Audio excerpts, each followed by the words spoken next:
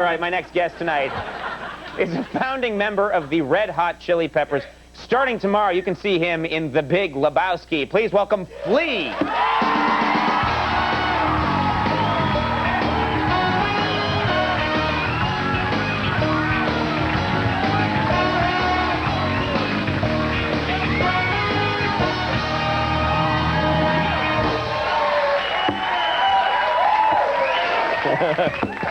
It's very cool meeting you, though. Thanks. It's very funny to be here. It's funny, I'm telling you. Why is this so funny? It's just like falling out of an airplane or something, you know. It's a very nerve-wracking experience. Last time I came on a talk show, I did this trick where I fall on my face, where I walk out, you know, right. You trip and fall on your face. It's a real crowd pleaser. I actually got it from a friend of mine. A friend of mine and myself were once arguing for a girl. We were both trying to win her affection.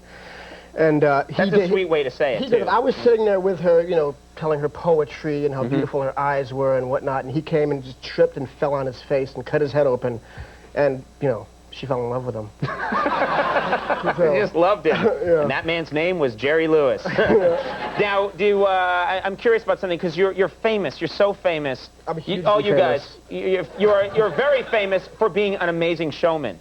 You give your all every time you go out there and you do a show, and I was wondering, over the years, when you look back, anything at all that you regret, you look back on it and think, okay, I went a little too far there, I wish I hadn't done it? No, not really. I mean, there were things that I did in the beginning of my career as a rock musician where I would do anything to shock people.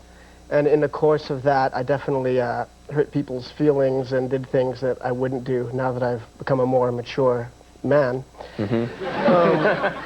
As evidenced by this hat and these clothes, you know? True, yeah. What kind of thing? Well, I mean, I remember urinating on the audience. That was a real no-no.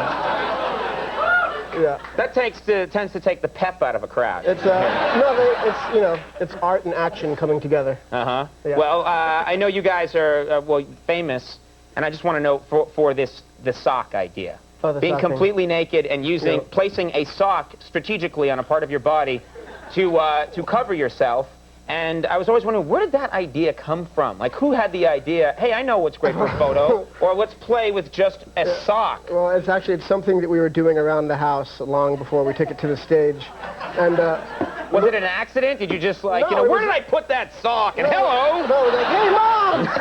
Can I have a bologna sandwich? No, but, you know, it's little did we know that I'd be talking about it on a talk show 15 years later. We actually haven't done it in years and years. And it's just something that gets attention. It's amazing the longevity of the sock routine. Yeah. We thought it was a one-off joke, you know. Yeah? Yeah. That's a nice phrase you have there for it. I'm noticing the tattoos. And of course, you have a lot of tattoos. I do. Everybody knows that. I have several tattoos. It's something that my circle of friends started doing a long time ago, and we're kind of always trying to outdo each other with beautiful tattoos.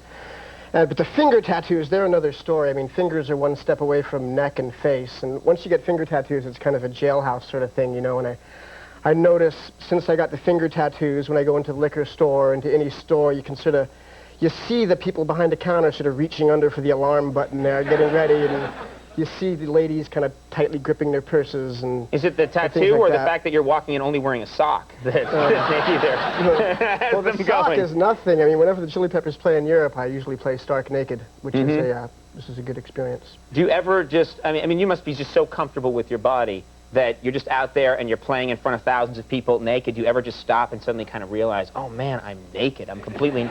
Because that sounds like a dream that a bad dream you'd have in high school, that you're out playing a show for everybody and they're screaming and they love it and you look down and you're naked. I took off my clothes and felt free, the breeze blowing up me.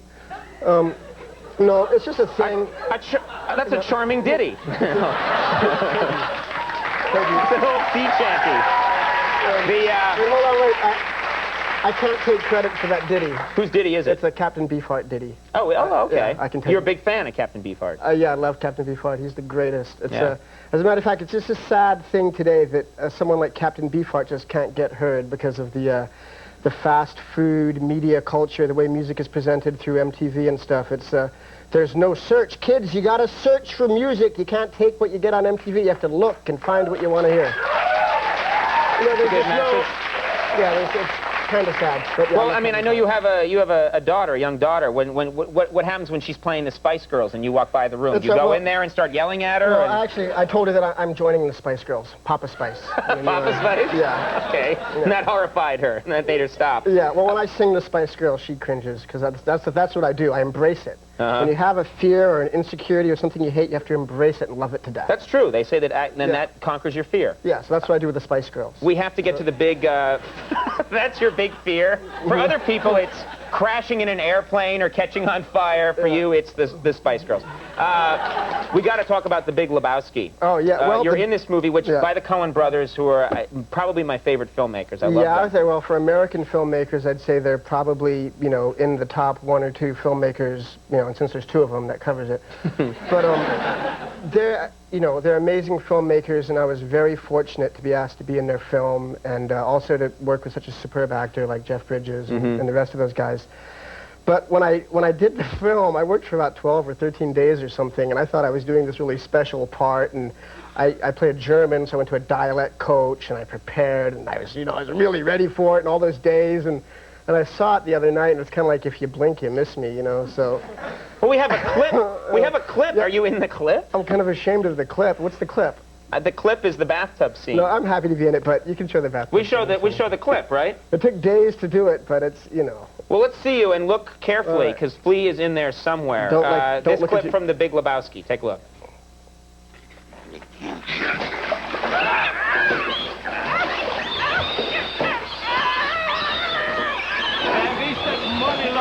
We want the money, Lebowski.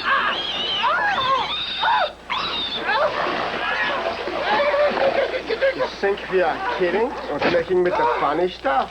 Because you think you haven't dreamed of Lebowski. Yeah, we believe in nothing. We believe in nothing, Lebowski, nothing. And tomorrow we come back and we cut off your Johnson. Excuse me? I said we cut off your Johnson. You're on the left. Is that about it, or there's a little more than that? There's a little bit more. All right.